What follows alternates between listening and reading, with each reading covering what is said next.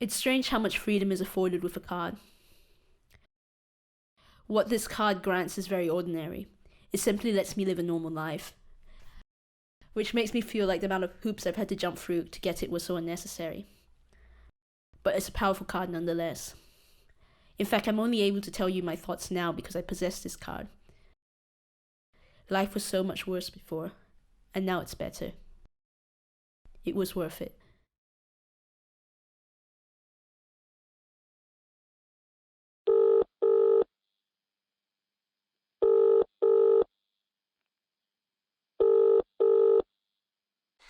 Hello, this is from speaking. How can I help you? Hi, I think I need some immigration advice. Okay, could you tell me a bit more information, please? So I've lived in the UK for the past 7 years, and my visa is due to expire soon.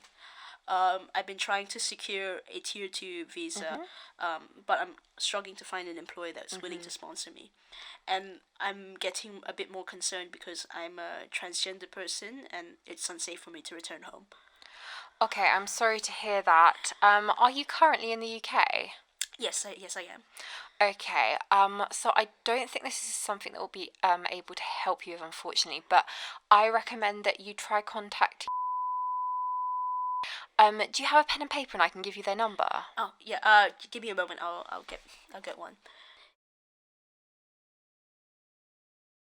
It feels so unfair that my survival is tied to my employability. I found myself in this situation because I could not find an employer to sponsor my visa.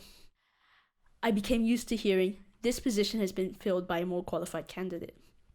I could not help but feel resentful of these more qualified candidates. It troubled me not knowing the way in which they were more qualified. I don't know how many times someone ignored my application because my name sounded funny. I don't know how many times, as a trans person of color, my gender and race were a factor. I don't know how many times employers found it too costly or simply could not be bothered to sponsor a tier 2 visa. I can't compete with someone who has a normal name, a normal gender, a normal race, and normal rights. My CV doesn't just show my qualifications for the current opportunity I'm applying for, but also the access to opportunities I've had in the past. I'm a lifelong immigrant. So how do you prove your employability when you've never had the right to work your entire life? All I want is the right to remain, the right for my presence to not be questioned. I want the right to work and therefore afford myself the right to live. My diminished rights force me to see things in ways that I don't want to. I want to think that the people around me aren't better or worse than me. However, I know that they can pass through spaces without the same barriers that I face. I know that they too want to look at me as an equal, but part of them knows that we are not. Their belonging is not questioned in the same way that mine is. There is a secret mutual understanding between us that they have more claim to everything that surrounds us and that I do not. However, the state of affairs, though disturbing, remains stubbornly in their favor. But they don't dwell on this fact too much. They need their paycheck to survive too, after all. Political fictions whisper that their rights are only protected through the denial of others. Allies are hard to come by as a result. Silence on this matter is an act of self-defense. That is the world that we live in. The value of a human life is measured in cold, hard cash.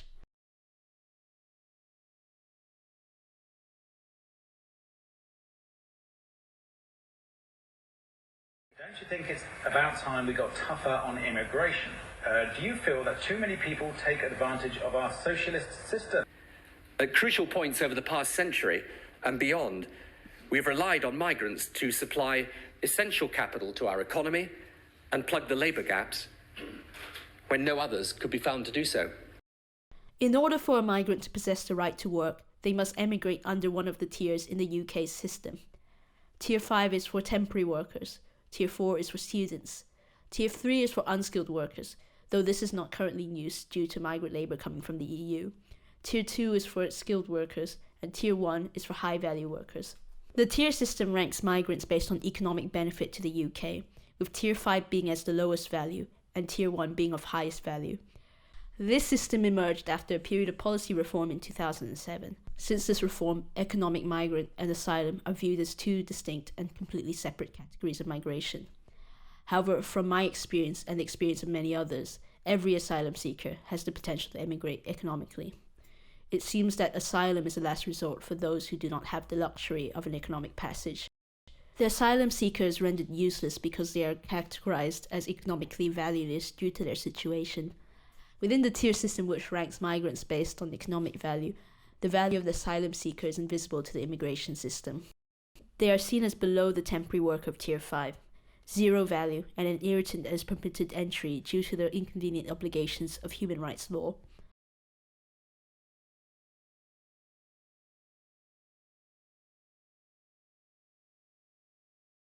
The burden of the migrant is that they are from somewhere.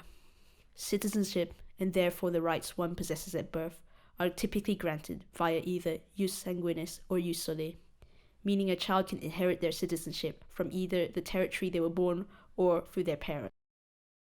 My family were once British subjects on British soil, migrant labourers brought over by the British to work on mines and plantations.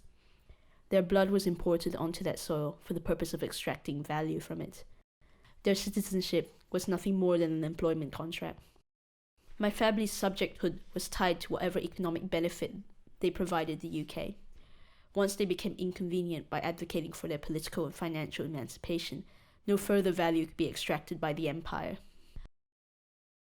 The homelessness I am dealing with right now was set in motion over 100 years ago. My bloodline was transferred from one land to another. Anti-queer laws were introduced across almost all British colonies in the form of Section 377 of the British Colonial Penal Code.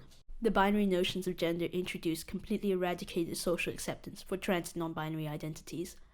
I'm not only politically stateless by facing persecution from the place of my birth, but also stateless in many aspects of the revolt against my identity were constructed through imperialism. I feel uncomfortable that I have to come knocking on Britain's door for my own safety, but I guess I have receipts to ask for a favour from them. However, there is an immune response from the state, rejecting my body as a foreign one. I am the bastard child that they wanted to forget about, and my inheritance was interrupted. Remember, my family's Britishness was subject to what could be exploited from them. The same goes for me. A British entity is required to endorse my labour. I cannot be trusted to roam freely, and must remain tethered to my master.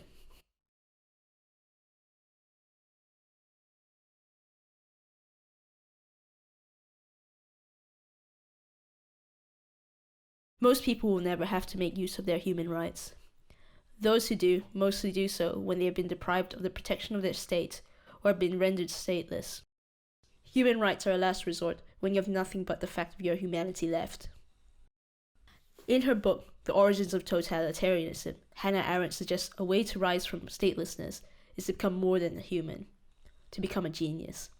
The revelation of genius within a group presumed to be worthless reveals a confronting contradiction to those dealing with the opening and closing of doors. The stateless genius is too good to be deprived of their rights. Their identity in itself creates a state of exception. They are more than human. They are a monster outside of human laws. Rights are awarded based on value, be it assumed or proven. Immigration and citizenship is a practice of identity management, designating who you are supposed to be, where you are supposed to be, and what you're supposed to have. I want to prove their assumptions about me wrong.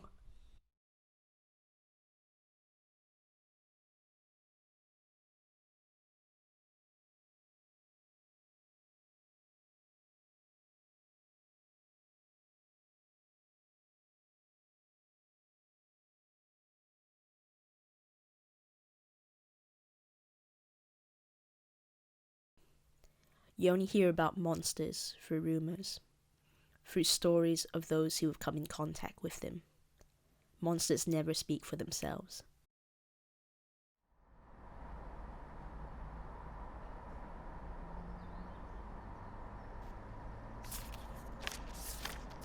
Your letters of support must be written on headed paper, dated and signed by the author, who must be a senior member of the organisation. Include details of the author's credentials, for example a CV or resume, and how they know you. Detail your achievements in your specialist field and how, in the opinion of the author, you have either demonstrated that you're a leader in your field or demonstrated that you have the potential to become a leader in your field. One of the aims of the 2007 immigration policy reform was to root out the abuse of the immigration system, a suspicion that many seeking asylum were disingenuous. Given these concerns, the voice of the migrant must not be heard, as it cannot be trusted. Testimony is only permissible if it comes from the mouths of the British masters, or citizens with an unquestioned presence. But if you belong to no one, who can speak for you, the untrustworthy other? I know that without all the friends I've made over the past 7 years in the UK, I would have to fend for myself in an asylum interview. I would have to testify because no one else could speak on my behalf. And because my belonging was in question, not a single sentence I would say could be trusted. This process of gaslighting is how they keep admissions into the country low after all. I understand that there is a reason for why you would benefit from living in the UK, but unfortunately the humanitarian aspect of your case is not considered in your visa application. Within myself, 2 applications from opposite extremes of the immigration system could be made. It was only a matter for me to perform either identity. I needed to show that I was either a person whose future held massive potential that was not to be interrupted, or someone whose future would not exist if they were not rescued. The economic migrant route of immigration requires that all vulnerabilities are redacted. The human body whose mortality was at stake must hide underneath the cloak of cultural, intellectual, and financial capital.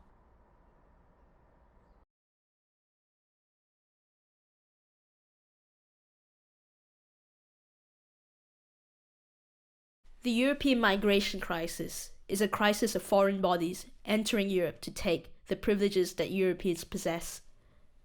There's a rhetoric that migrants come to pillage the wealth of more economically developed nations.